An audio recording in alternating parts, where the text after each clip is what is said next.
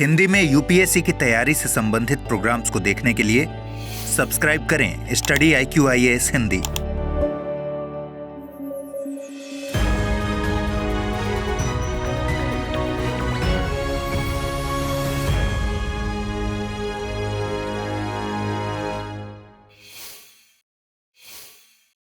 हाल ही में तेलंगाना राज्य की रायथू बंधु योजना चर्चा में है। दरअसल निर्वाचन आयोग ने तेलंगाना सरकार को रायथू बंधु योजना के तहत वित्तीय सहायता वितरित करने की अनुमति वापस ले ली है।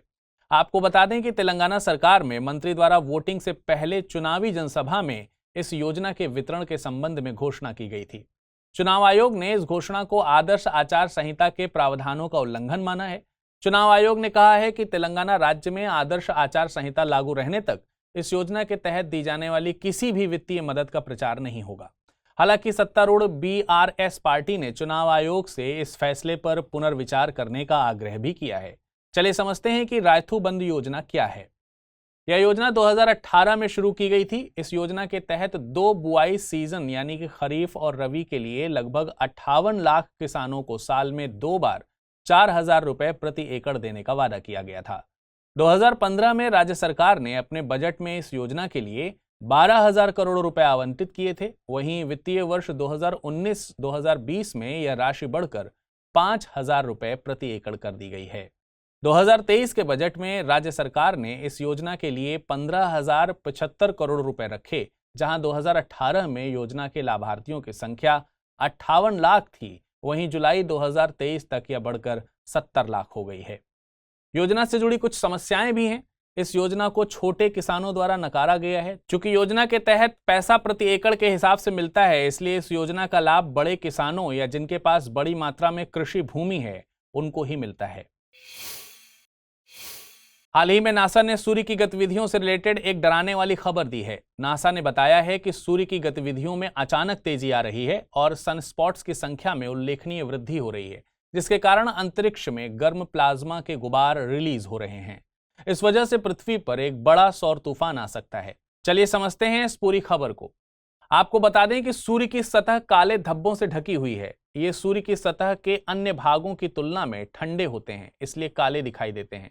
इन काले धब्बों को सनस्पॉट्स कहा जाता है। सनस्पॉट्स की खासियत यह है कि यहाँ चुंबकीय क्षेत्र बहुत मजबूत होता है। नासा ने यह भी बताया है कि पिछले कुछ दिनों में इन काले सनस्पॉट्स की संख्या 10 गुना बढ़ गई है और ये सनस्पॉट्स रोज कई कोरोनल मास इजेक्शन यानी कि CME उगल रहे हैं। अब आपके मन में सवाल आ रहा होगा कि कोरोनल मास इजेक्शन क्या है। देखिए, सूर्य एक बहुत ही सक्रिय पिंड है। सूर्य में लगातार नाभिकीय संलयन की प्रक्रिया होती रहती है, जिसके कारण यहाँ विस्फोट होते रहते हैं। इन विस्फोटों से भारी मात्रा और बहुत ही तेज गति से गैस और प्लाज्मा बाहर अंतरिक्ष में निकलती रहती है। इसी प्रकार के विस्फोटों को कोरोनल मास इजेक्शन या CMEs कहा जाता है। आपको बता दें कि कोरोनल मास इजेक्शन सौर मंडल में होने वाले सबसे शक्तिशाली विस्फोट होते हैं। कोरोनल मास इजेक्शन के कारणों की बात करें तो वैज्ञानिक पूरी तरह नहीं जानते कि कोरोनल मास इजेक्शन किन कारणों से होता है। हालांकि वैज्ञानिक इस बात से जरूर सहमत हैं कि सूर्य का चुंबकीय क्षेत्र इनमें एक प्रमुख भूमिका निभाता है। नासा ने यह भी बताया है कि सूर्य की गतिविधियों में अचानक तेजी से सौर ज्वाला भी निकलती रहती है। आसान भाषा में बताएं तो सौर ज्वाला विद्युत चुंबकीय क्षेत्र के चमकीले विस्फोट होते हैं। दरअसल सौर ज्वाला सूर्य पर चुंबकीय क्षेत्र के टूटने और पुनर्व्यवस्थित होने से उत्पन्न होने वाले प्रकाश का एक विस्फोट है। वैज्ञानिक बताते हैं कि सौर ज्वाला और CME दोनों सूर्य के चुंबकीय क्षेत्र के मुड़ने और सूर्य में गति के कारण पैदा हुए तनाव के कारण उत्पन्न होते हैं। आमतौर पर सौर ज्वाला और CME दोनों घटनाएं एक साथ होती हैं, लेकिन CME के द्वारा निकले प्लाज्मा और अन्य सौर पदार्थों को पृथ्वी तक पहुंचने में कई दिन लग जाते हैं, जबकि सौर ज्वाला के प्रकाश और विकिरण केवल 8 मिनट में हम तक पहुंच जाते हैं। अब आप ये सोच रहे होंगे कि इससे मेरा क्या बिगड़ेगा। देखिए, सौर ज्वाला और CME का हमारे पृथ्वी के चुंबकीय क्षेत्र और वायुमंडल पर गहरा प्रभाव पड़ता है। जब सूर्य से एक बड़ा प्लाज्मा तूफान उठता है तो यह तूफान एक चुंबकीय क्षेत्र लेकर आता है जो पृथ्वी के चुंबकीय क्षेत्र के विपरीत होता है। पृथ्वी के चुंबकीय क्षेत्र और वायुमंडल से टकराने वाले CME के कण एक बड़े भूचुंबकीय तूफान को ट्रिगर करते हैं। यह पृथ्वी के आसपास मौजूद उपग्रहों में इलेक्ट्रॉनिक्स को नुकसान पहुंचा सकते हैं और पृथ्वी पर रेडियो संचार नेटवर्क को बाधित कर सकते हैं।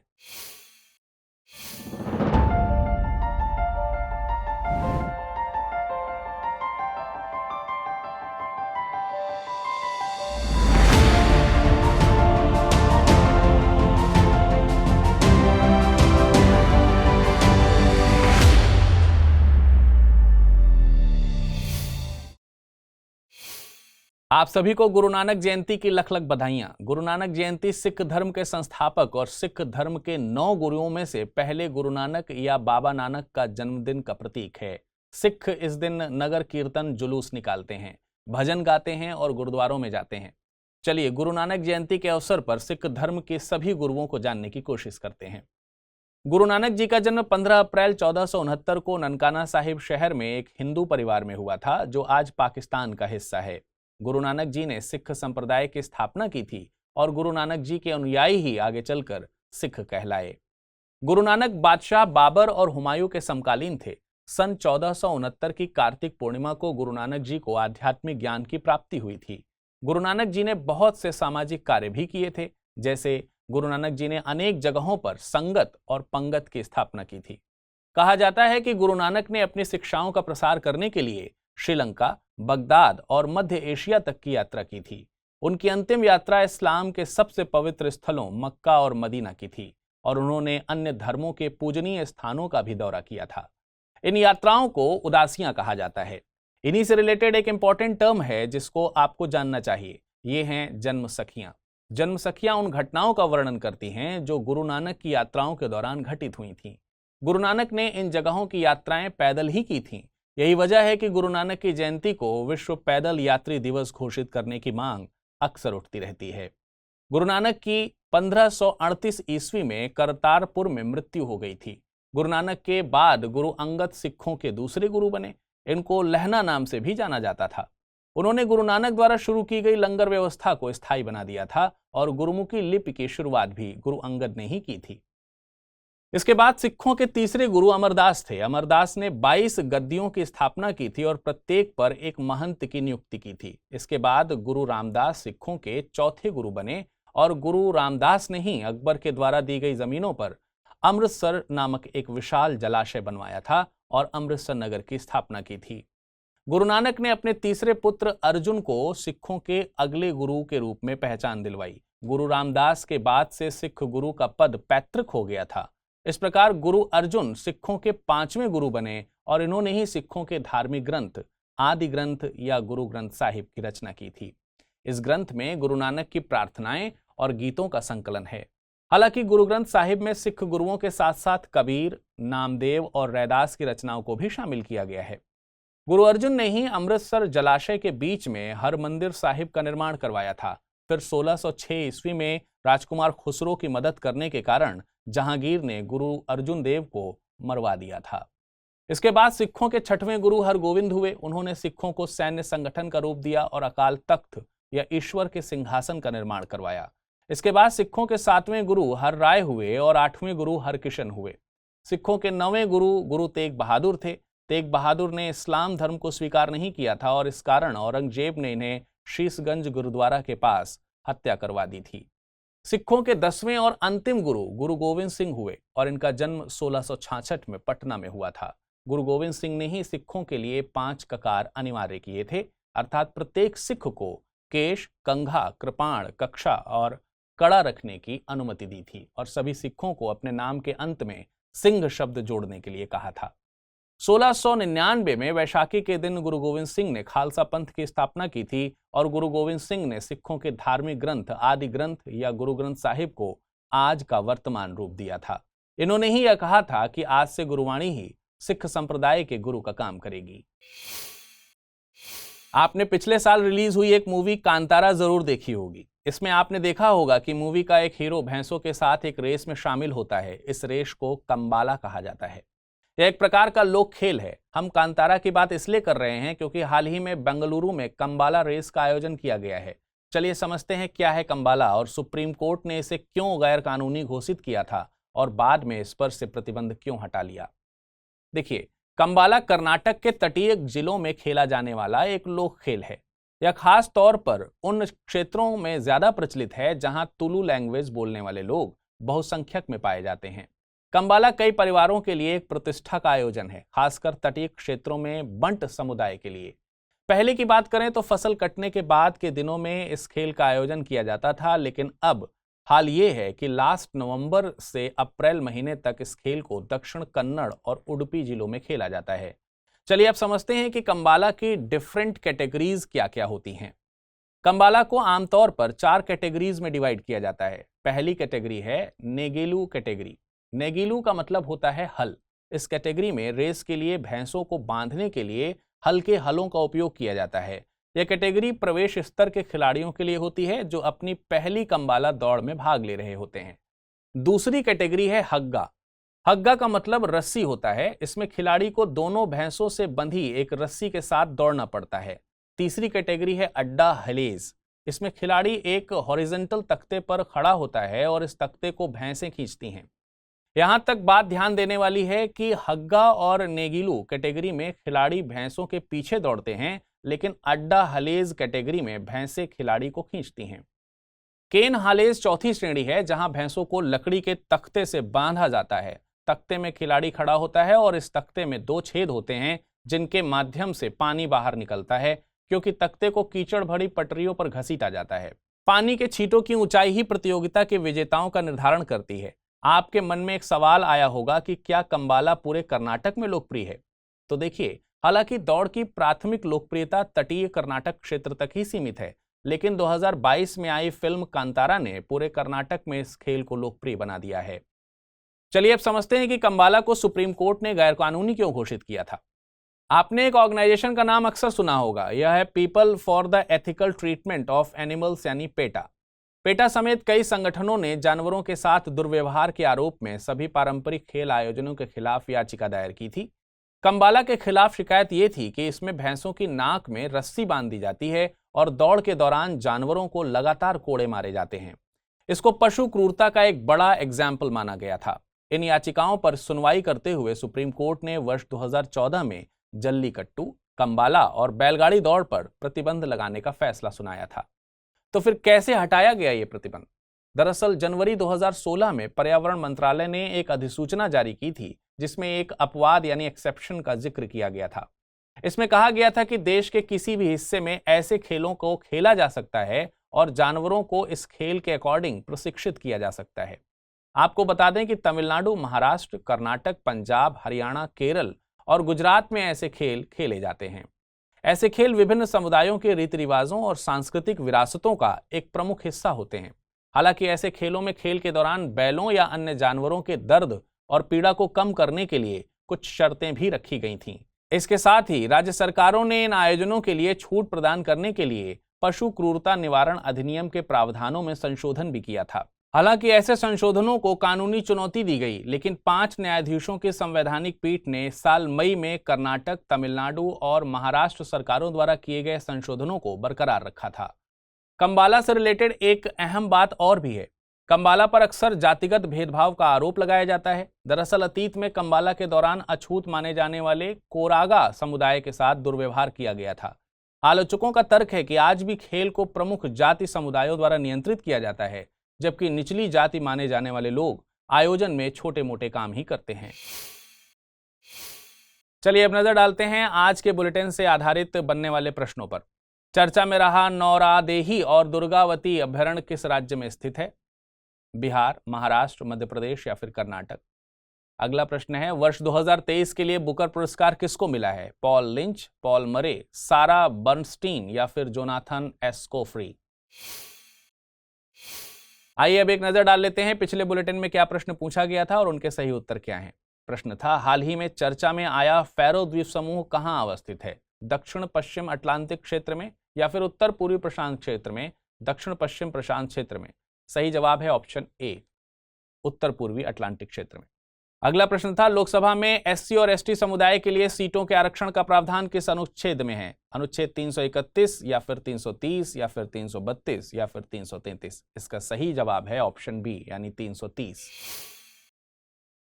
हाल ही में ऑस्ट्रेलिया के रक्षा उद्योग मंत्री ने कहा कि इंडो पैसिफिक क्षेत्र में एक बड़ी हथियारों की रेस चल रही है और ऑस्ट्रेलिया द्वारा परमाणु पनडुब्बियों के अधिग्रहण को इस रेस का जवाब माना जाना चाहिए, न कि रेस को आगे बढ़ाने की कोशिश। आइए समझते हैं क्या है पूरा माजरा।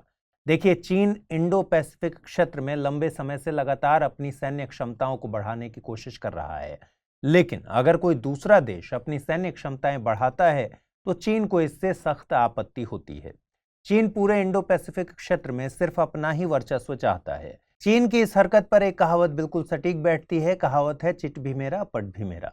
दरअसल चीन द्वारा 245 बिलियन डॉलर की ऑकस परियोजना की आलोचना की गई है। चीन कहता है इस परियोजना से हथियारों की होड़ शुरू हो सकती है। ऑस्ट्रेलिया का कहना है कि वह किसी भी तरह की हथियारों की होड़ को बढ़ावा नहीं दे रहा। ऑस्ट्रेलिया यह भी कहता है कि आज नहीं तो कल इंडो पैसिफिक क्षेत्र में संघर्ष जरूर होगा। ऑस्ट्रेलिया चारों तरफ से समुद्र से घिरा हुआ है और अपनी तट सीमा की रक्षा करने के लिए वह संघर्ष के शुरू होने का वेट नहीं कर सकता। संघर्ष शुरू होने के पहले ही उसे पूरी तैयारी करनी होगी। इस वजह से ऑस्ट्रेलिया रक्षा क्षेत्र में कम निवेश नहीं कर सकता। आइए अब समझते हैं ऑकस परियोजना क्या है और यह ऑस्ट्रेलिया के लिए क्यों जरूरी है।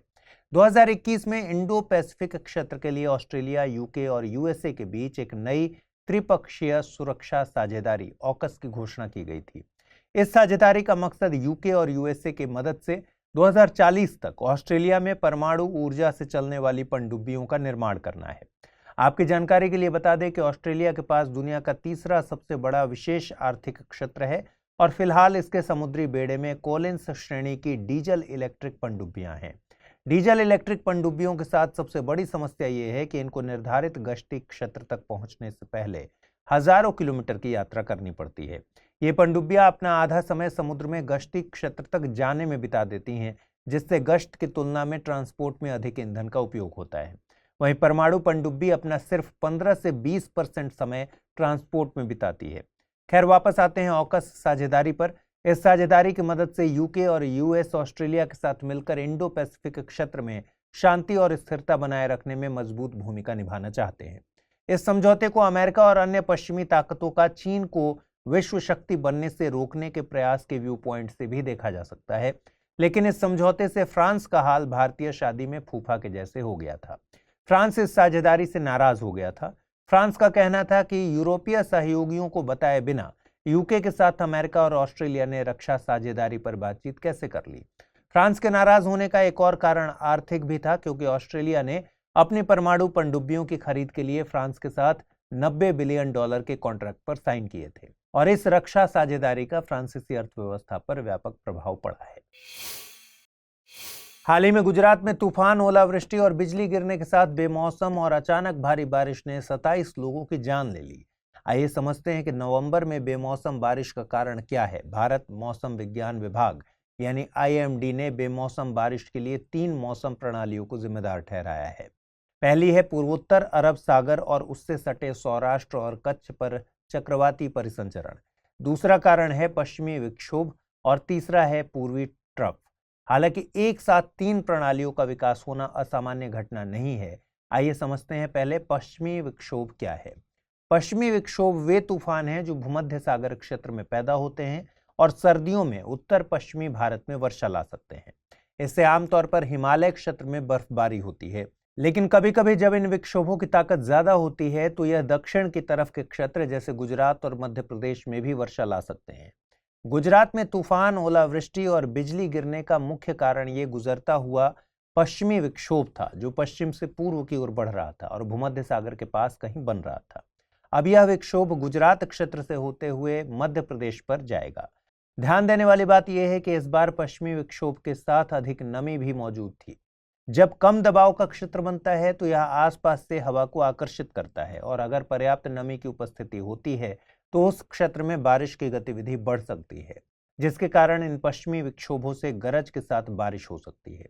अब आपके मन में सवाल आ रहा होगा कि पश्चिमी विक्षोभों में बिजली ज्यादा क्यों चमकती है। वैज्ञानिकों के मुताबिक बिजली गिरने के 2 कारण होते हैं। पहला, जब भी किसी लोकल वायुमंडलीय सिस्टम और पश्चिमी विक्षोभ के बीच संपर्क होता है तो हमेशा बिजली गिरती है। इसके अलावा लंबी शुष्क अवधि के बाद जब ऐसी गतिविधि का पहला दौर आता है तो संवहन गतिविधियां बढ़ जाती हैं, जिसके कारण भी बिजली गिरती है।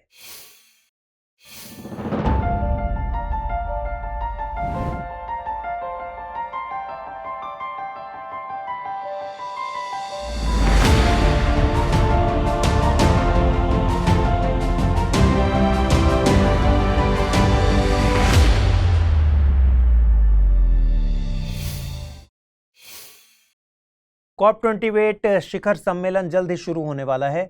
COP28 इस बार दुबई में 30 नवंबर से आयोजित होगा। जब भी COP28 शिखर सम्मेलन या कोई बड़े वैश्विक स्तर का पर्यावरण सम्मेलन होता है तो बहुत सी एनवायरनमेंट से रिलेटेड टेक्निकल टर्म्स आपको न्यूज़पेपर में पढ़ने को मिलती हैं, और जो बच्चे अपने तैयारी के शुरुआती दिनों में होते हैं उनको इन टर्म्स से काफ़ी कंफ्यूजन भी होता है। तो चलिए इस सेगमेंट में हम आपको उन सारी बेसिक टर्म्स से मुखातिब कराते हैं जिनका आपको एनवायरनमेंट और इकोलॉजी की समझ को बेहतर बनाने में ज़रूरत पड़ेगी। सबसे पहले समझते हैं कि COP क्या है। देखिए, COP संयुक्त राष्ट्र यानी UN द्वारा हर साल आयोजित की जाने वाली एक अंतर्राष्ट्रीय जलवायु बैठक है। COP का फुल फॉर्म होता है कॉन्फ्रेंस ऑफ पार्टीज। अब यह एक बैठक है तो इसमें भागीदार भी होंगे। इस सम्मेलन में 198 देश भागीदारी करते हैं जिनको पार्टियां कहा जाता है। दरअसल पार्टियां ऐसे देश हैं जिन्होंने एक विशेष अंतर्राष्ट्रीय संधि पर साइन किया है। यह अंतर्राष्ट्रीय संधि है जलवायु परिवर्तन पर संयुक्त राष्ट्र फ्रेमवर्क कन्वेंशन यानी UNFCCC। इस संधि पर साइन करने वाले देशों ने जलवायु प्रणाली में खतरनाक मानव जनित हस्तक्षेप को रोकने के लिए स्वैच्छिक कार्रवाई करने का वादा किया है। आइए अब समझते हैं क्योटो प्रोटोकॉल क्या है। क्योटो प्रोटोकॉल एक अंतर्राष्ट्रीय संधि थी जिसने अमीर और औद्योगिक देशों पर अपने ग्रीन हाउस गैस उत्सर्जन में एक तय मात्रा में कटौती करने का दायित्व डाला था। इस प्रोटोकॉल को 1997 में क्योटो जापान में अपनाया गया था और 2005 में ये लागू हुआ था। अब यह संधि औपचारिक रूप से 2020 में खत्म हो गई है और 2015 के पेरिस समझौते ने इसकी जगह ले ली है। अब पेरिस समझौते की बात करें तो इस समझौते का मकसद बढ़ते ग्लोबल टेम्परेचर को सीमित करना है। इसे एक ऐतिहासिक समझौता माना जाता है क्योंकि ये पहली बार देशों को जलवायु परिवर्तन से निपटने के लिए यह कानूनी रूप से बाध्य करता है। जब भी आप पेरिस समझौते की बात करेंगे तो 1.5 डिग्री की सीमा का जिक्र भी हमेशा होगा। देखिए, पेरिस समझौते के तहत दुनिया भर के देश इस सदी में औसत ग्लोबल टेम्परेचर को पूर्व औद्योगिक स्तर की तुलना में 2 डिग्री सेल्सियस नीचे रखने पर सहमत हुए हैं। इन देशों ने टेम्परेचर वृद्धि को 1.5 डिग्री सेल्सियस तक सीमित करने के प्रयास करने का वादा किया है। 1.5 डिग्री सेल्सियस एक महत्वपूर्ण सीमा है जिसे पार करने से जलवायु परिवर्तन के अधिक गंभीर प्रभाव सामने आएंगे, जैसे गंभीर सूखा, हीट वेव्स और अधिक बारिश। एक और इंपॉर्टेंट संधि है ग्लासगो संधि। COP26 शिखर सम्मेलन में ग्लासगो संधि हुई थी। इस समझौते में कोयले के साथ अन्य जीवाश्म ईंधन को धीरे धीरे खत्म करने का आह्वान किया गया। ग्लासगो संधि इसलिए इंपॉर्टेंट है क्योंकि इसमें पहली बार संयुक्त राष्ट्र जलवायु समझौते में कोयले का स्पष्ट रूप से उल्लेख किया गया था। आइए अब बात करते हैं कार्बन बाजार की। कोई भी बाजार ऐसा सिस्टम होता है जहां कुछ बेचा और खरीदा जाता है। ऐसे ही कार्बन बाजार में कार्बन क्रेडिट बेचे और खरीदे जाते हैं। कोई देश अगर अपने लक्ष्य से अधिक ग्रीन हाउस गैस उत्सर्जन में कटौती करता है तो उसे कार्बन क्रेडिट मिलता है। उदाहरण के लिए भूटान को देख लीजिए। यह देश जंगलों, पहाड़ों से घिरा है और यहाँ बहुत कम औद्योगिकरण देखने को मिलता है। इस वजह से इसका ग्रीन हाउस गैस उत्सर्जन बहुत कम है और इस वजह से इसको कार्बन क्रेडिट मिलता है। कार्बन क्रेडिट को पैसे के बदले में बेचा भी जा सकता है। अब कार्बन क्रेडिट क्या है? एक carbon credit 1 metric ton carbon dioxide या कार्बन डाइऑक्साइड के समकक्ष गैसों के बराबर होता है। इसको अंतर्राष्ट्रीय दलालों, ऑनलाइन खुदरा विक्रेताओं और ट्रेडिंग प्लेटफॉर्म्स के माध्यम से खरीदा और बेचा जाता है। एक कार्बन क्रेडिट का औसतन मूल्य $40 से $80 के बीच है। हालांकि आपूर्ति और मांग के साथ इसमें काफी उतार चढ़ाव होता रहता है। आप में से कई लोग कार्बन ऑफसेट और कार्बन क्रेडिट में कंफ्यूज हो जाते हैं। आसान भाषा में समझिए कि कार्बन ऑफसेट का संबंध होता है वायुमंडल से ग्रीन हाउस गैस को हटाने से और कार्बन क्रेडिट का संबंध होता है वायुमंडल में ग्रीन हाउस गैस में कमी से। ऐसे ही कार्बन कैप्चर और भंडारण CCS प्रक्रिया भी अक्सर चर्चा में रहती है। CCS एक ऐसी प्रोसेस है जो कार्बन डाइऑक्साइड को पकड़ती है और इसे पृथ्वी के नीचे दबा देती है। इसका उपयोग आमतौर पर जीवाश्म ईंधन संयंत्रों और कारखानों में किया जाता है जहां यह गैस को वायुमंडल में जाने से रोकता है। ऐसे ही एक और प्रोसेस है CDR, कार्बन डाइऑक्साइड निष्कासन या CDR प्रोसेस में वायुमंडल से कार्बन को बाहर निकाला जाता है। कार्बन कैप्चर, उपयोग और भंडारण CCUS CCS से एक कदम आगे की प्रोसेस है। इसमें कैप्चर किए गए कार्बन का उपयोग अल्कोहल, जैव ईंधन, प्लास्टिक या कंक्रीट जैसे सामानों के उत्पादन में कर लिया जाता है। हाल ही में एशिया के सबसे बड़े ओपन एयर वार्षिक व्यापार मेले बाली यात्रा का उद्घाटन किया गया। यह त्योहार कार्तिक पूर्णिमा के मौके पर शुरू हुआ और अगले महीने 4 दिसंबर तक चलेगा। आइए जानते हैं इस अनोखे त्योहार के बारे में। देखिए, बाली यात्रा ओडिशा में मनाया जाने वाला एक प्रमुख उत्सव है। इस त्योहार को बोईता बंदाना और डांगा भाषा के नाम से भी जाना जाता है। यह उत्सव कटक शहर में महानदी के किनारे गडगडिया घाट पर मनाया जाता है। यह उत्सव उस दिन की याद में मनाया जाता है जब ओडिशा उत्कल हुआ करता था। दरअसल प्राचीन काल में ओडिशा के नाविक बाली, जावा, सुमात्रा, बोर्नियो और श्रीलंका जैसे सुदूर देशों की यात्रा के लिए प्रस्थान करते थे। प्राचीन उड़िया नाविक व्यापारियों को सदाबास कहा जाता था। जिन नावों से सदाबास यात्रा करते थे उनको बोईत कहा जाता था। इन यात्राओं का मकसद व्यापार तथा सांस्कृतिक आदान प्रदान होता था। यह यात्रा कार्तिक पूर्णिमा से शुरू होती थी। बाली यात्रा के महत्व की बात करें तो यह याद दिलाता है कि प्राचीन काल में भारत का समुद्री व्यापार कितना डेवलप्ड था। यह ओडिशा की गौरवशाली प्राचीन समुद्री विरासत को रिप्रेजेंट करता है। इस त्योहार में ओडिशा के लोग महानदी, ब्राह्मणी नदी या अन्य नदी तटों और समुद्र तटों के पास इकट्ठा होते हैं और रंगीन कागज, सूखे केले से बनी छोटी खिलौना नावों को तैराते हैं और दिया जलाकर इनकी पूजा करते हैं। ऐसा इनके पूर्वजों की यात्रा के प्रतीक के रूप में किया जाता है। बाली यात्रा को बोईता बंदाना इसलिए कहा जाता है क्योंकि इसमें प्रतीक के माध्यम से बोईता यानी नावों की वंदना की जाती है। वहीं डांगा भाषा भी 2 शब्दों से मिलकर बना है, जिसमें डांगा का मतलब होता है नाव और भाषा का मतलब होता है तैरना। इस प्रकार डांगा भाषा का मतलब हुआ नावों का तैरना।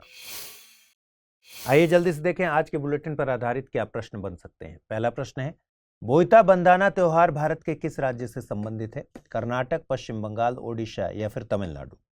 अगला प्रश्न है, क्योटो प्रोटोकॉल कब लागू हुआ था? 2004, 2005, 2006 या फिर 2007? आइए देखें पिछले बुलेटिन में कौन से सवाल पूछे गए थे, उनके सही जवाब क्या है। पहला सवाल था, चर्चा में रहा नौरादेही और रानी दुर्गावती अभयारण्य किस राज्य में स्थित हैं? बिहार, महाराष्ट्र, मध्य प्रदेश या फिर कर्नाटक? सही जवाब है ऑप्शन सी। अगला प्रश्न था, वर्ष 2023 के लिए बुकर पुरस्कार किसको मिला है? पॉल लिंच, पॉल मरे, सारा बर्नस्टीन, जोनाथन एक्कोफरी? सही जवाब है ऑप्शन ए।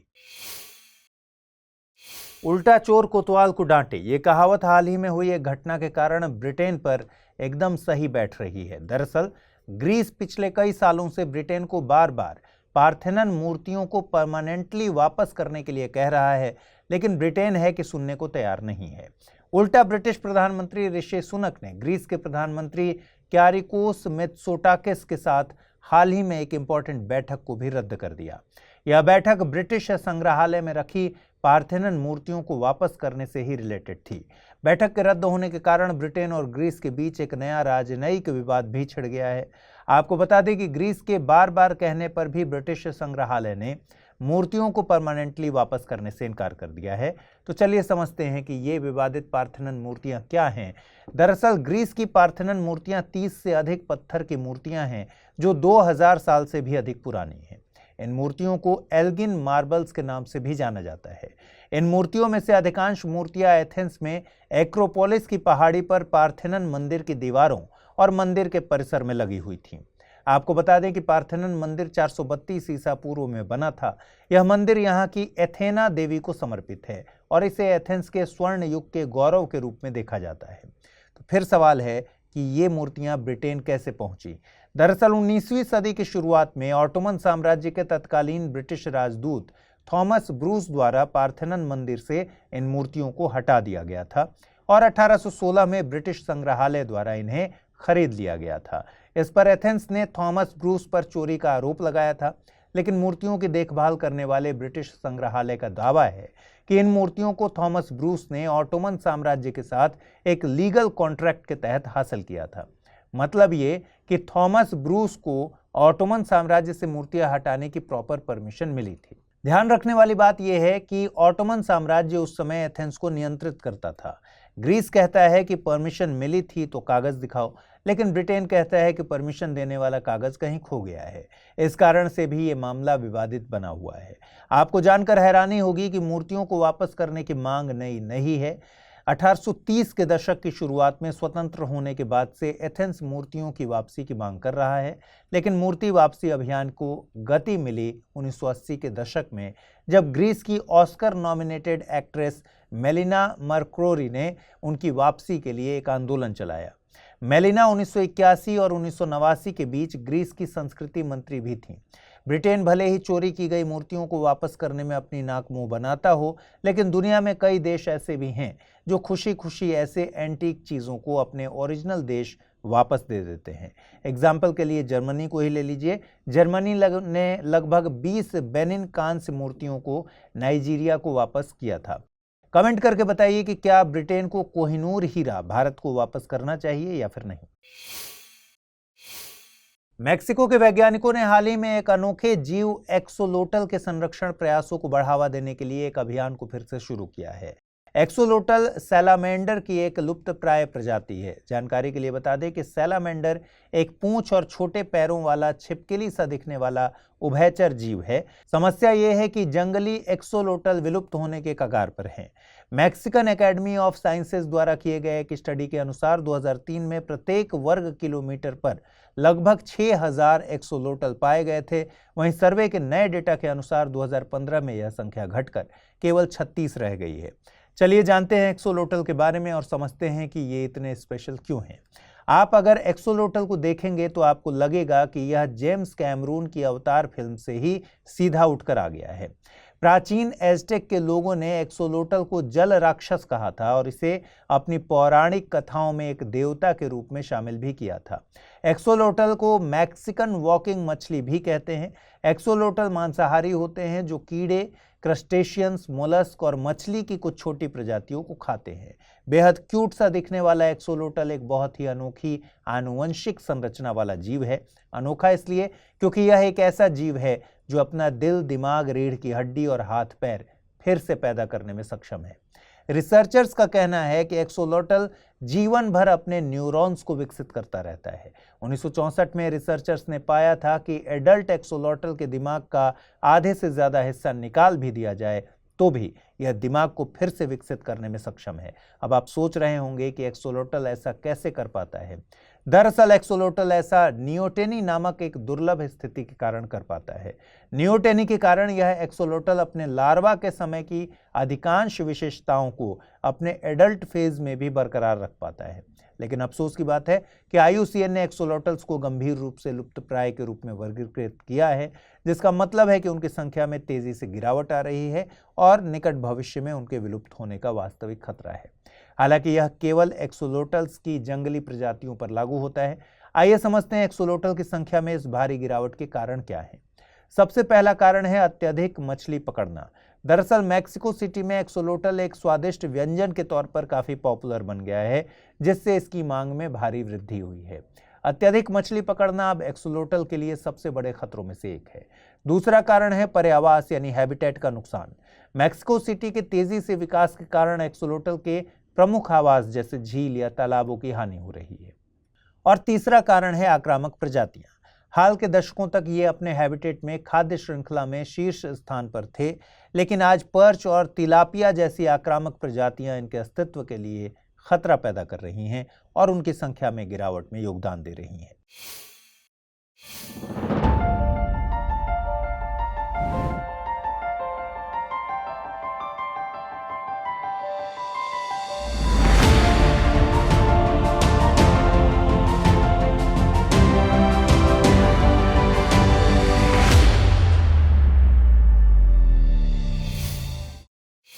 बिहार के मुख्यमंत्री नीतीश कुमार को अगर सर्वेक्षण मंत्री कहा जाए तो शायद ये गलत नहीं होगा। दरअसल नीतीश कुमार बिहार में एक नया सर्वे करने वाले हैं। बिहार जाति सर्वेक्षण पूरा होने के बाद नीतीश कुमार सरकार शराबबंदी की स्थिति का मूल्यांकन करने के लिए एक डोर स्टेप सर्वे शुरू करने के लिए तैयार है। आपको बता दें कि बिहार में शराबबंदी अप्रैल 2016 में लागू की गई थी। आपकी जानकारी के लिए ये भी बता दें कि सरकार सभी 38 जिलों में न्यूनतम 2500 घरों का सर्वे करेगी। सर्वे का मकसद है शराबबंदी की सिचुएशन की समीक्षा, साथ ही ये भी पता लगाना कि कितने लोगों ने शराबबंदी के कारण शराब पीना छोड़ दिया, क्या शराबबंदी के कारण लोगों के जीवन की गुणवत्ता में सुधार हुआ है और क्या शराबबंदी से घरेलू हिंसा के मामलों में कमी आई है। हालांकि इस तरह का यह पहला सर्वे नहीं है, यह इस तरह का तीसरा सर्वे होगा। इसके पहले 2017 में एशियाई विकास अनुसंधान संस्थान ने बाबू जगजीवन राम अनुसंधान संस्थान के साथ मिलकर एक सर्वे किया था। इसके बाद चंद्रगुप्त प्रबंधन संस्थान ने 2022 में एक सर्वेक्षण किया। दोनों सर्वे में पाया गया कि 99% महिलाएं और 92% पुरुष शराबबंदी से खुश थे। आपको ये भी जानना चाहिए कि बिहार की शराबबंदी नीति की आलोचना भी की जाती है और इसको एक फेल पॉलिसी करार दिया जाता है। ऐसा क्यों कहा जाता है? क्योंकि बिहार में शराबबंदी के कारण शराब के अवैध व्यापार, जहरीली शराब से होने वाली मौतों और गरीबों तथा कमजोर लोगों की गिरफ्तारियों में वृद्धि हुई है। आधिकारिक अनुमान के अनुसार अप्रैल 2016 से अब तक जहरीली शराब पीने के कारण 199 लोगों की मौत हो चुकी है। शराबबंदी के उल्लंघन में 3.75 लाख से अधिक मामले दर्ज किए गए। इनमें से 90% शराब की खपत से संबंधित है। इसके साथ ही 4.25 लाख से अधिक गिरफ्तारियां हुई। शराब प्रतिबंध का उल्लंघन करने के लिए कम से कम 25,000 लोगों को जेल में डाल दिया गया, जिनमें से ज्यादातर गरीब हैं और अन्य पिछड़ी जातियों, अत्यंत पिछड़ी जातियों और दलितों से आते हैं। शराबबंदी शराब उत्पादन पर रोक लगाने में भी विफल रही है। आंकड़ों के अनुसार 2016 से लेकर अब तक पुलिस ने 2.16 करोड़ लीटर शराब जब्त की है।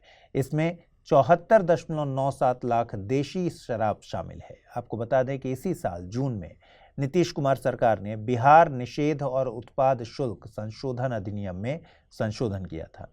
इस संशोधन में प्रतिबंधों को ढीला किया गया था। उदाहरण के लिए पहली बार शराब पीने वाले अब 2,000 रुपये से 5,000 रुपये का जुर्माना देकर छूट सकते हैं। पहले ऐसा करने पर जेल जाना पड़ता था। अब सरकार ने कम्युनिटी फाइन भी हटा दिया है और शराब पीने पर कारावास की अवधि 10 साल से घटाकर 5 साल कर दी है। कमेंट करके बताइए बिहार में शराबबंदी पॉलिसी की क्या सिचुएशन है और इसे कैसे बेहतर बनाया जा सकता है। हाल ही में न्यूजीलैंड को अपना नया प्राइम मिनिस्टर मिला है। नाम है क्रिस्टोफर लक्सन। इन्होंने सरकार के शुरुआती 100 दिनों के लिए एक महत्वाकांक्षी एजेंडा तय किया है। लक्सन ने कहा है कि वह मुद्रास्फीति पर काबू पाने और ब्याज दरों को कम करने को प्राथमिकता देंगे। इन एजेंडा में स्कूलों में सेलफोन के उपयोग पर प्रतिबंध लगाना भी शामिल है। लेकिन सरकार के एक निर्णय ने पूरी दुनिया का ध्यान न्यूजीलैंड पर खींच दिया है। दरअसल क्रिस्टोफर लक्सन न्यूजीलैंड के जेनरेशनल स्मोकिंग बैन कानून को रद्द करने वाले हैं। इस कदम को तंबाकू उद्योग के लिए एक बड़ी जीत बताया जा रहा है। आपको बता दें कि पिछली प्रधानमंत्री जेसिंडा अर्डन पिछले साल जेनरेशनल स्मोकिंग बैन कानून लेकर आई थी। इसके तहत न्यूजीलैंड में साल 2008 के बाद पैदा हुए किसी भी व्यक्ति को तंबाकू बेचने को बैन किया गया था। स्मोकिंग बैन कानून तंबाकू उत्पादों का उपयोग करने वाले लोगों की संख्या को लगभग तुरंत कम करने के लिए डिजाइन किया गया था। इस स्मोकिंग बैन कानून से इंस्पायर होकर यूनाइटेड किंगडम में भी ऐसे उपायों की घोषणा की गई थी। लेकिन वर्तमान पीएम क्रिस्टोफर लक्सन का कहना है कि ऐसे बैन कानून विफल होते हैं। इन्होंने कहा कि जनरेशनल स्मोकिंग बैन तंबाकू की लीगल बिक्री को कम करता है और ऐसे बैन एक टैक्स फ्री ब्लैक मार्केट को डेवलप करते हैं। ऐसे बैन सिगरेट के उपयोग को भी रोक नहीं पाते हैं और इससे सरकार की आय भी कम हो जाती है। सिगरेट की बिक्री पर टैक्स के जरिए मिलने वाली आय सारी ब्लैक मार्केट को चली जाती है। हालांकि सरकार के इस कदम की स्वास्थ्य विशेषज्ञों ने आलोचना की है। स्वास्थ्य विशेषज्ञों ने कहा है कि सरकार का यह कदम सार्वजनिक स्वास्थ्य के लिए एक बड़ी क्षति है और तंबाकू उद्योग के लिए एक बड़ी जीत। आइए अब जल्दी से देखें आज के बुलेटिन पर आधारित क्या प्रश्न बन सकते हैं। पहला प्रश्न है, चर्चा में रहे राष्ट्रीय पिछड़ा वर्ग आयोग से संबंधित निम्नलिखित कथनों पर ध्यान दीजिए। यह भारतीय संविधान के अनुच्छेद 338 के तहत एक संवैधानिक निकाय है। यह सामाजिक न्याय और अधिकारिता मंत्रालय के अधिकार क्षेत्र में आता है। उपरोक्त में से कौन सही है या है? केवल एक, केवल दो, एक और दो, दोनों में से कोई नहीं। अगला प्रश्न है, हाल ही में पार्थेनन मूर्तियों से संबंधित विवाद किन दो देशों के बीच चल रहा है? ब्रिटेन और भारत, ब्रिटेन और ग्रीस, अमेरिका और भारत, या फिर जर्मनी और नाइजीरिया? आइए देखें पिछले बुलेटिन में मैंने आपसे क्या सवाल पूछे थे, उनके सही जवाब क्या हैं। पहला सवाल था, बोईता बंदाना त्योहार भारत के किस राज्य से संबंधित है? कर्नाटक, पश्चिम बंगाल, ओडिशा या फिर तमिलनाडु? सही जवाब है ऑप्शन सी, ओडिशा। अगला प्रश्न था, क्योटो प्रोटोकॉल कब लागू हुआ था? 2004, 2005, 2006 या फिर 2007? सही जवाब है ऑप्शन बी, 2005। आपको अगर याद होगा तो प्रधानमंत्री नरेंद्र मोदी ने इस साल 15 अगस्त को अपने भाषण में महिला स्वयं सहायता समूहों को ड्रोन टेक्नोलॉजी से सशक्त बनाने की घोषणा की थी। हाल ही में प्रधानमंत्री नरेंद्र मोदी की अध्यक्षता में केंद्रीय कैबिनेट की बैठक हुई और बैठक में इसी घोषणा से रिलेटेड एक बड़ा फैसला लिया गया। दरअसल केंद्रीय मंत्रिमंडल ने महिला स्वयं सहायता समूहों को ड्रोन प्रदान करने के लिए एक केंद्रीय क्षेत्र की योजना को मंजूरी दी।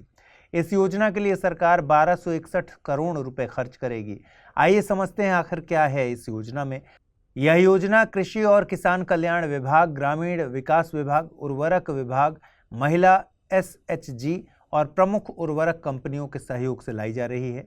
इस योजना के तहत केंद्र ड्रोन की खरीद के लिए वित्तीय सहायता देगा, जो ड्रोन की लागत का 80% या अधिकतम 8 लाख रुपए तक की होगी। यह पैसा 15,000 चयनित महिला स्वयं सहायता समूहों को दिया जाएगा, जिससे ये समूह ड्रोन खरीद सकेंगे। सरकार ऐसे क्लस्टर्स की पहचान करेगी जहां ड्रोन का उपयोग आर्थिक रूप से संभव है और इन पहचाने गए क्लस्टर्स से विभिन्न राज्यों में महिला स्वयं सहायता समूहों का चयन किया जाएगा। अब सवाल यह है कि महिला स्वयं सहायता समूह इन ड्रोन्स का क्या करेंगे? तो जवाब है कि 2023-24 से लेकर 2025-26 के टाइम फ्रेम के दौरान ये महिला स्वयं सहायता समूह इन ड्रोन्स को किसानों को एग्रीकल्चर पर्पस के लिए किराए पर देंगे। यहाँ ड्रोन के एग्रीकल्चर पर्पस का मतलब है कि किसानों की फसलों पर ड्रोन के माध्यम से उर्वरक, पोषक तत्व और कीटनाशकों का छिड़काव किया जाएगा। तो क्या किसान स्वयं ड्रोन उड़ाएंगे? नहीं। इस योजना में प्रत्येक महिला स्वयं सहायता समूह के 18 वर्ष से अधिक उम्र के एक सदस्य को चुना जाएगा। इस योग्य सदस्य को प्रमुख उर्वरक कंपनियों और राज्य ग्रामीण आजीविका मिशन द्वारा 15 दिन की ट्रेनिंग दी जाएगी। इसमें 5 दिन की ड्रोन पायलट ट्रेनिंग और पोषक तत्वों और कीटनाशकों के छिड़काव से रिलेटेड 10 दिन की ट्रेनिंग दी जाएगी। एक अन्य सदस्य को बिजली के सामान, फिटिंग और मैकेनिकल वर्क्स में ट्रेन किया जाएगा। इस योजना के तहत ड्रोन पायलट को 15,000 रुपये और सह पायलट को करीब 10,000 रुपये मिलेंगे। साथ ही इस योजना से 15,000 SHG सेल्फ हेल्प ग्रुप्स को स्थायी व्यवसाय तथा आजीविका मिलने की संभावना है। इससे महिलाएं प्रति वर्ष कम से कम 1 लाख रुपए की अतिरिक्त आय अर्जित कर सकेंगी। किसानों की बात करें तो इस योजना से किसानों को भी लाभ मिलेगा। कृषि में एडवांस टेक्नोलॉजी से दक्षता बढ़ती है, फसल की पैदावार बढ़ने की संभावना होती है और संचालन की लागत कम होती है। कमेंट करके बताइए कि कृषि क्षेत्र में विकास करने के लिए और किस टेक्नोलॉजी का उपयोग किया जा सकता है। हाल ही में सशस्त्र बलों की समग्र युद्ध क्षमता को बढ़ावा देने के लिए भारत ने 97 तेजस हल्के लड़ाकू विमानों और लगभग 150 प्रचंड हेलीकॉप्टरों के अतिरिक्त बैच की खरीद को मंजूरी दी है। साथ ही रक्षा मंत्री राजनाथ सिंह की अध्यक्षता में रक्षा अधिग्रहण परिषद यानी DAC ने 2.23 लाख करोड़ रुपए के विभिन्न पूंजी अधिग्रहण प्रस्तावों को मंजूरी दी। इन मेगा डिफेंस डील और सुखोई 30 अपग्रेड प्रोग्राम से सरकारी खजाने पर 1.3 लाख करोड़ रुपए का भार आने की उम्मीद है। चलिए बात कर लेते हैं तेजस की। HAL तेजस एक भारतीय सिंगल इंजन डेल्टा विंग हल्का बहुउद्देशीय लड़ाकू विमान है। इसे एरोनॉटिकल डेवलपमेंट एजेंसी ने हिंदुस्तान एरोनॉटिक्स लिमिटेड के सहायता से डिजाइन किया है। दरअसल 1980 के दशक में भारत के पुराने MiG-21 लड़ाकू विमानों को रिप्लेस करने का निर्णय लिया गया था। तभी इसे लाइट कॉम्बैट एयरक्राफ्ट LCA कार्यक्रम के तहत विकसित किया गया था। 2003 में LCA को आधिकारिक तौर पर तेजस नाम दिया गया। यह आज के सुपरसोनिक लड़ाकू विमानों की अपनी श्रेणी में सबसे छोटा और सबसे हल्का है। चलिए अब सुखोई 30 अपग्रेड प्रोग्राम की बात कर लेते हैं। सुखोई 30 अपग्रेड प्रोग्राम के तहत वायुसेना अपने सुखोई 30 MKI लड़ाकू विमानों के बेड़े को अपग्रेड करेगी। इसके तहत विमानों को उन्नत एवियनिक सेंसर और इलेक्ट्रॉनिक वॉरफेयर सूट से लैस किया जाएगा। आधुनिकीकरण के बाद सुखोई 30 विमानों को सुपर सुखोई के नाम से जाना जाएगा। आपको बता दें कि साल 2002 में रूस ने भारत को पहला सुखोई दिया था। अभी फिलहाल भारत के पास कुल 272 सुखोई विमान हैं। भारत में सुखोई 30 MKI को HAL बनाती है। सुखोई विमानों के बेड़े में शामिल कई विमानों ने 20 साल से अधिक की सर्विस दे दी है। ऐसे में इन विमानों को अपग्रेड किए जाने की ज़रूरत है ताकि ये आधुनिक तकनीक और उपकरणों के साथ मौजूदा समय की चुनौतियों का सामना कर सकें। सुखोई विमानों का आधुनिकीकरण भारत में ही होगा। HAL यानी हिंदुस्तान एरोनॉटिक्स लिमिटेड वायुसेना के साथ मिलकर अपग्रेड कार्यक्रम को लागू करेगी। पहली खेप में करीब 84 विमानों को अपग्रेड किया जाएगा और बाद में करीब 150 सुखोई विमानों को आधुनिक तकनीक और उपकरणों से लैस किया जाएगा। वायुसेना ने 40 सुखोई विमानों को ब्रह्मोस सुपरसोनिक क्रूज मिसाइल से लैस किया है।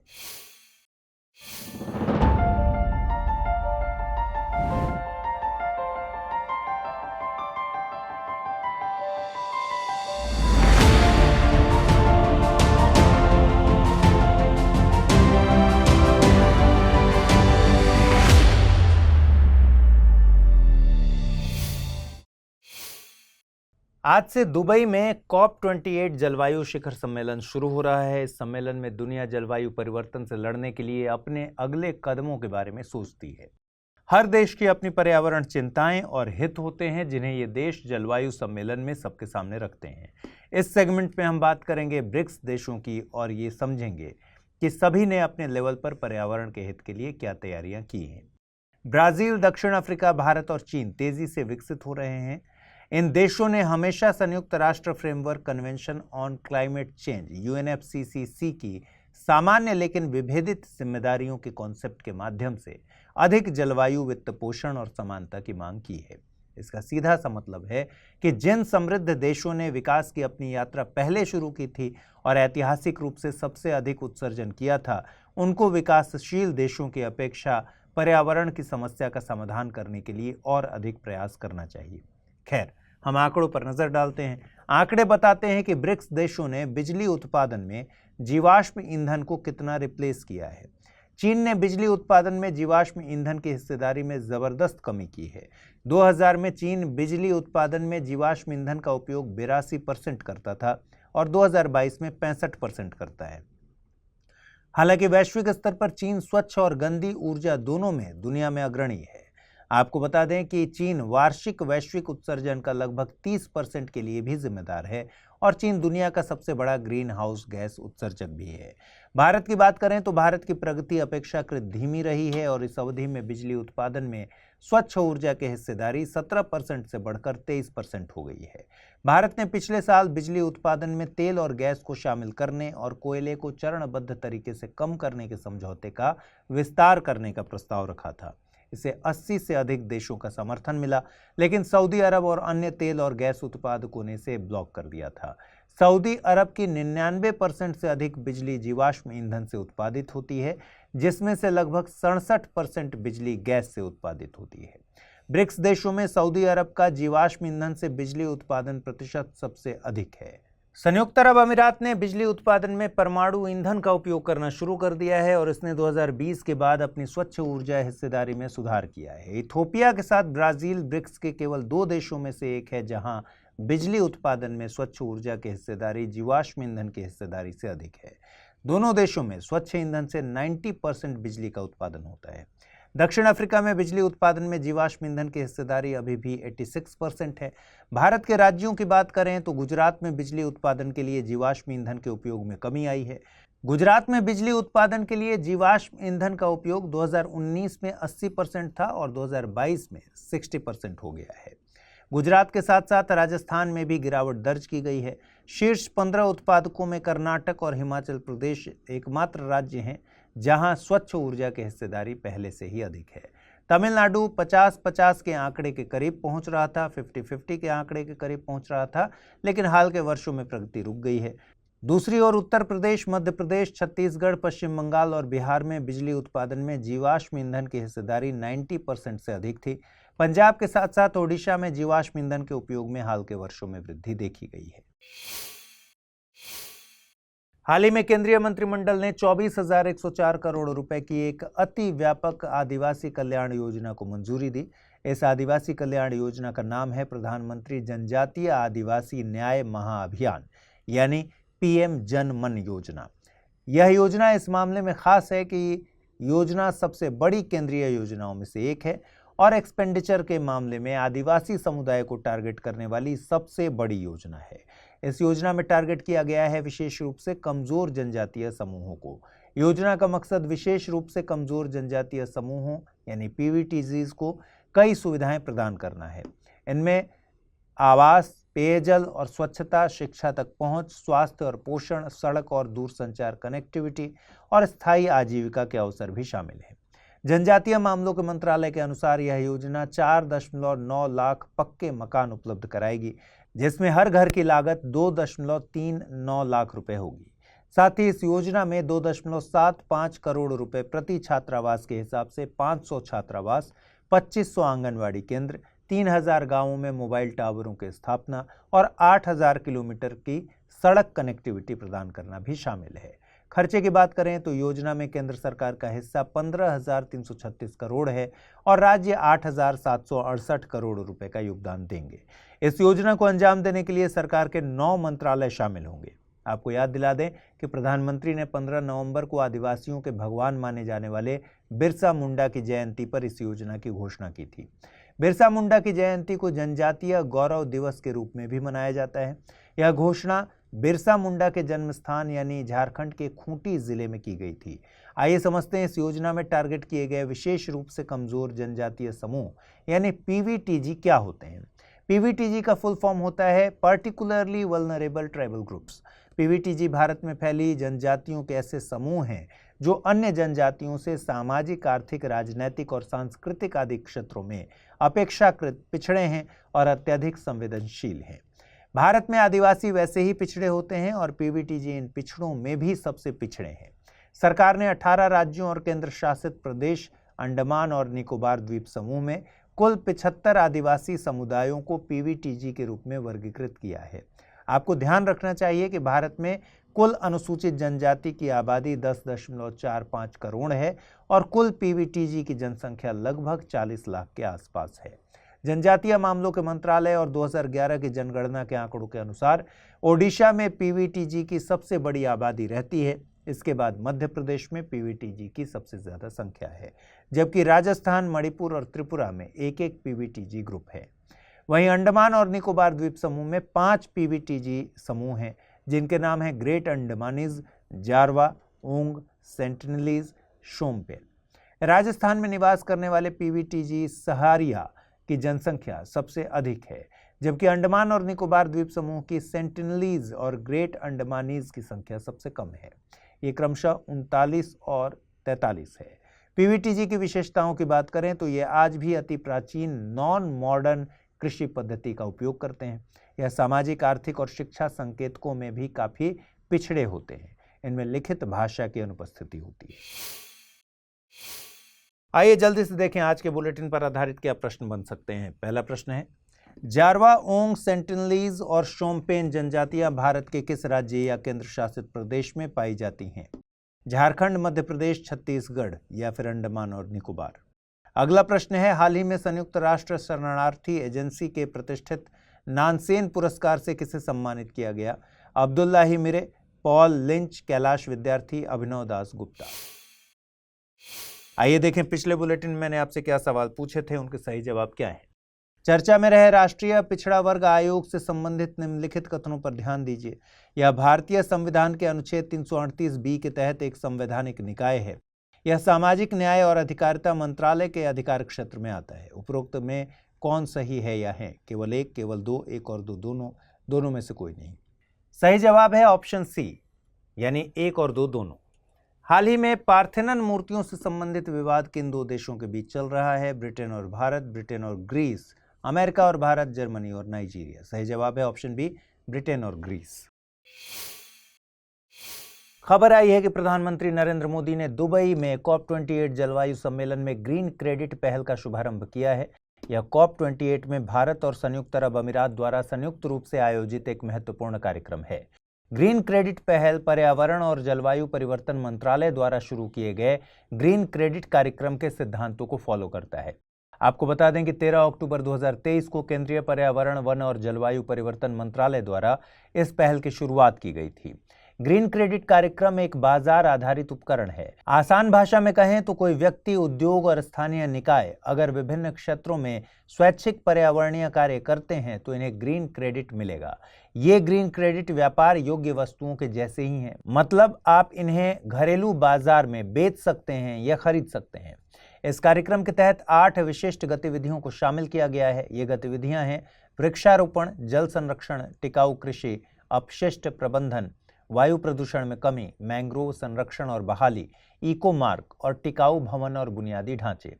हर एक्टिविटी में एक बेंचमार्क बनाया गया है। जैसे मान लीजिए कि जल संरक्षण के लिए ग्राम स्तर पर 20 तालाबों का बेंचमार्क बनाया गया है और किसी ग्राम पंचायत ने 20 या इससे ज्यादा तालाब बनाकर बेंचमार्क हासिल कर लिया तो इस ग्राम पंचायत को ग्रीन क्रेडिट मिल जाएगी।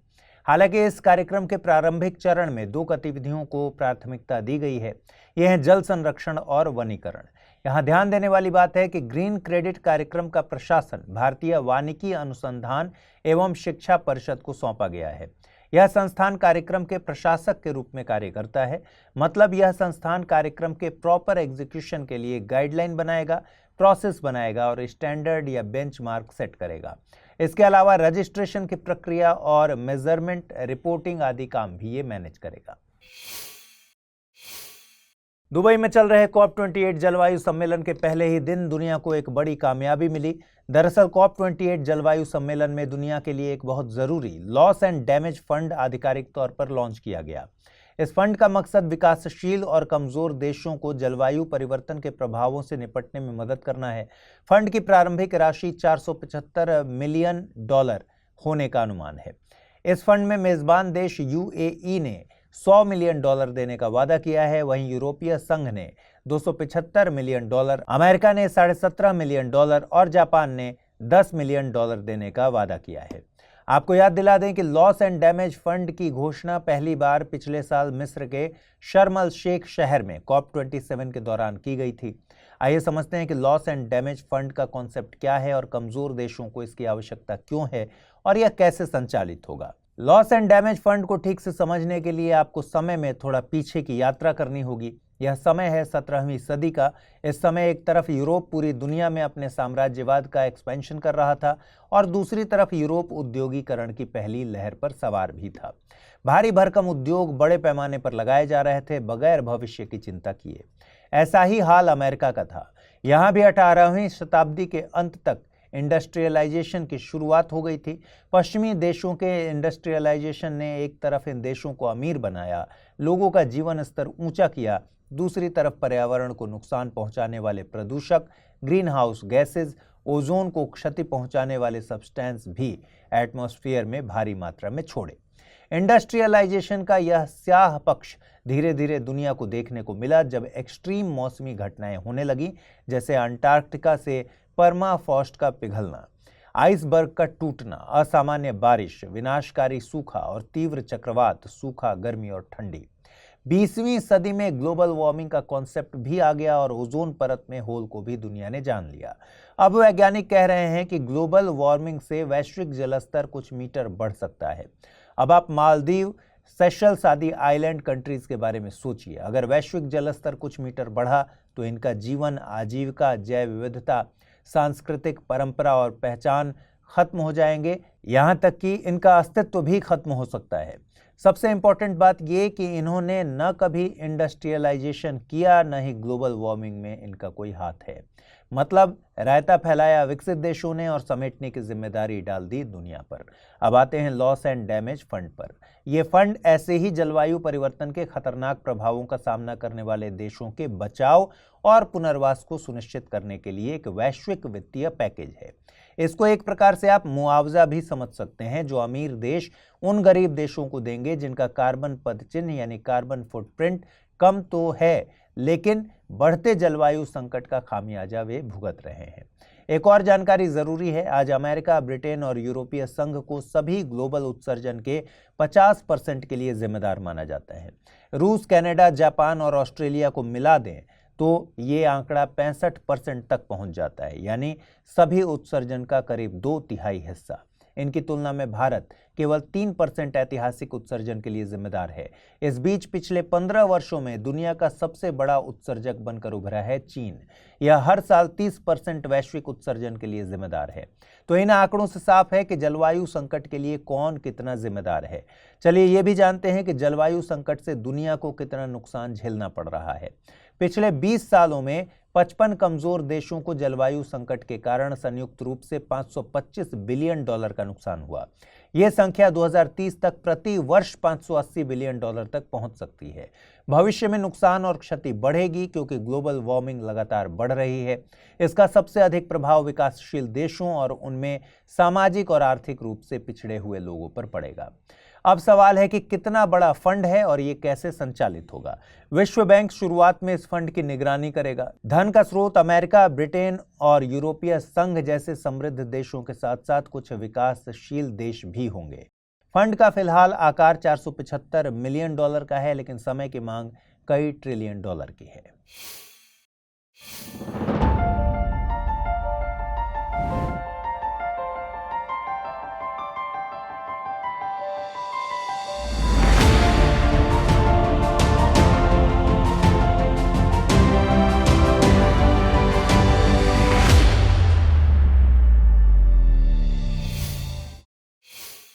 COP28 में वैश्विक नेताओं की भीड़ के बीच संयुक्त अरब अमीरात की एक बड़ी घोषणा ने सबको चौंका दिया। दरअसल संयुक्त अरब अमीरात ने विकासशील देशों में जलवायु परियोजनाओं पर केंद्रित 30 अरब अमेरिकी डॉलर के एक नए निजी निवेश फंड की घोषणा की है।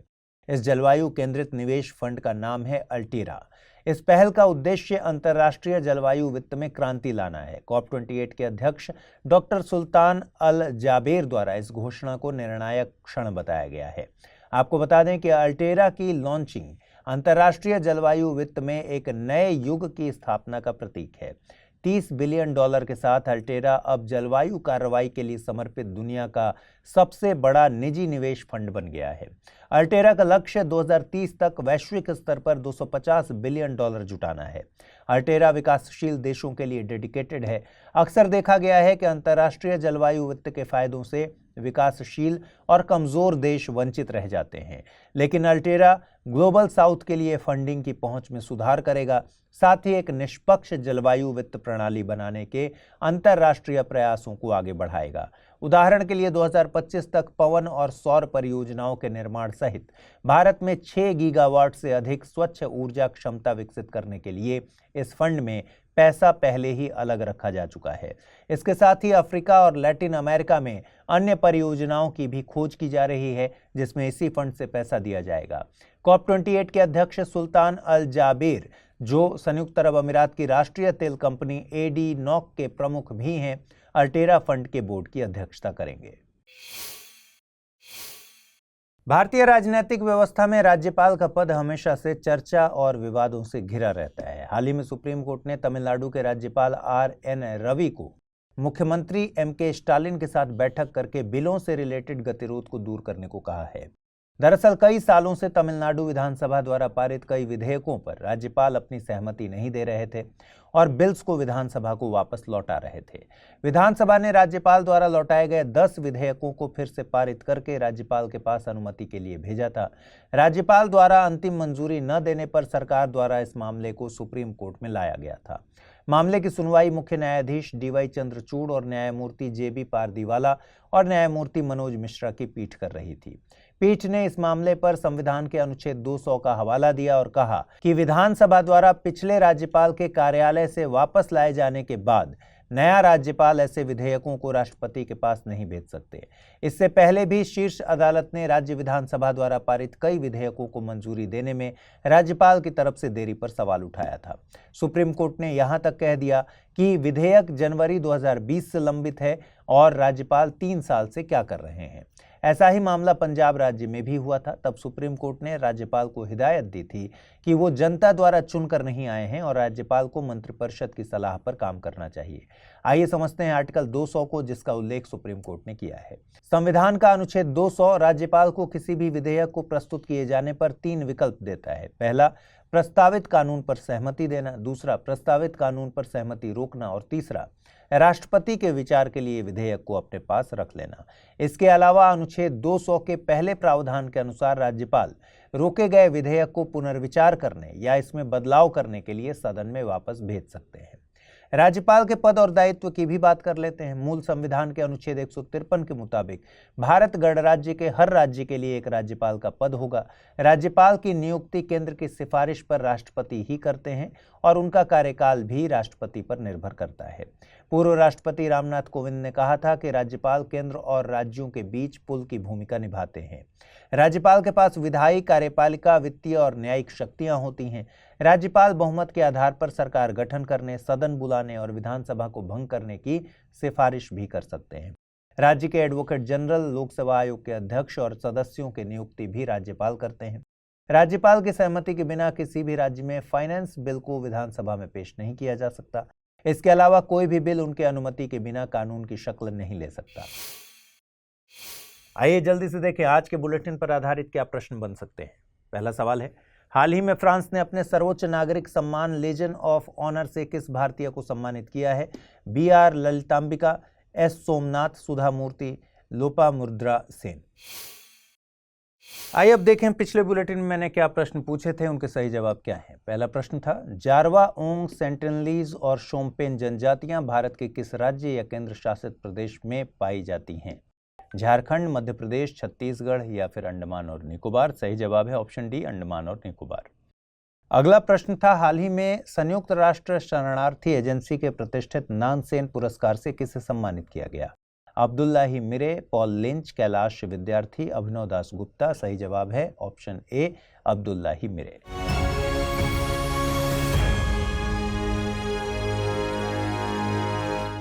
हिंदी में यूपीएससी की तैयारी से संबंधित प्रोग्राम्स को देखने के लिए सब्सक्राइब करें स्टडी IQ IAS हिंदी।